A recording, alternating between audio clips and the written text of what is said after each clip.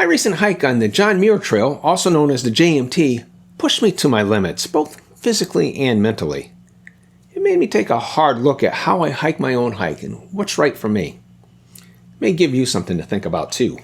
I spent 25 days hiking in the High Sierra, 210 miles of it on the JMT with Dave, my college roommate from 50 years ago, who I hadn't seen in over 40 years. Most of the trail is above 9,000 feet, about 2,700 meters, capping out at Mount Whitney's 14,505 feet, about 4,400 meters. That's the highest point in the contiguous 48 United States. It excludes Alaska and Hawaii. With approach and exit trails and resupply hikes, we ended up covering about 240 miles, or about 390 kilometers. The views were stunning, but the effort was substantial. I used to run the 800 meters in college, and the habits of training through pain stayed with me long after. That is a very difficult event to prepare for. There's a difference between training for competition and exercising for long-term health, however. There's overlap, and if you still train for competition, that's great. It's just not for me anymore. This hike was more like training for competition. We had to face numerous challenges: bad weather, high elevations, wildfire smoke, overnight temperatures near freezing, and minor injuries.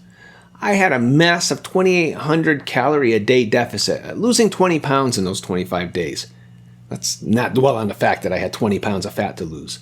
One afternoon, soaked by hail and graupel, which is a form of precipitation common in these mountains, I ignored signs of impending hypothermia. I was lucky we found shelter at Tuolumne Lodge to warm up, but it could have gone differently. We had plans to climb Half Dome early in the hike and considered going up Cloud's Rest also. A ranger named Eric warned us about likely thunderstorms and strongly advised against both. Years ago, I may have taken the risk, but ignoring the advice of experienced professionals didn't seem like a good idea to me. These rangers have probably been involved in numerous rescue and recovery operations. They've seen it all. His insight into the conditions that can spell trouble deserved respect. We were already doing something most people our age don't attempt, and making it harder just didn't seem wise, so we decided to bypass both climbs.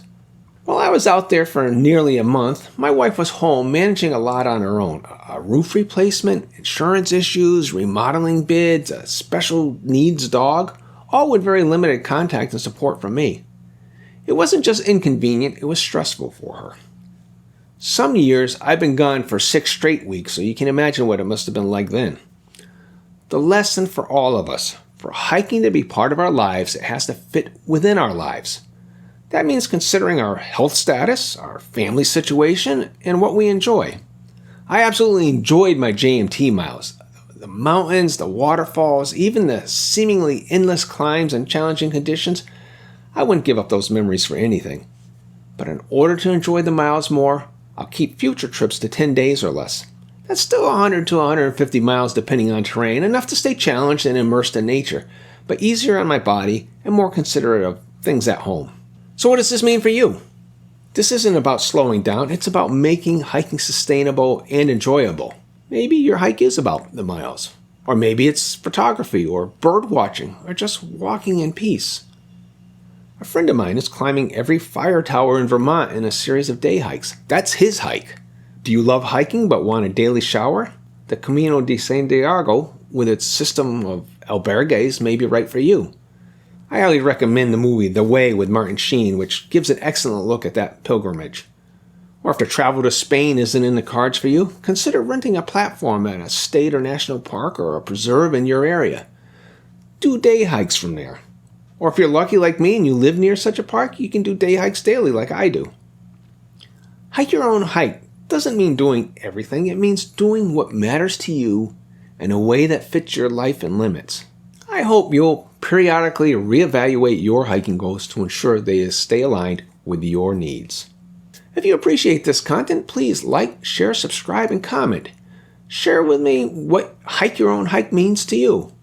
Or comment if you'd like a more detailed look at some of my JMT experiences. And if you haven't seen this video, I recommend you take a look at it now. Thanks for listening.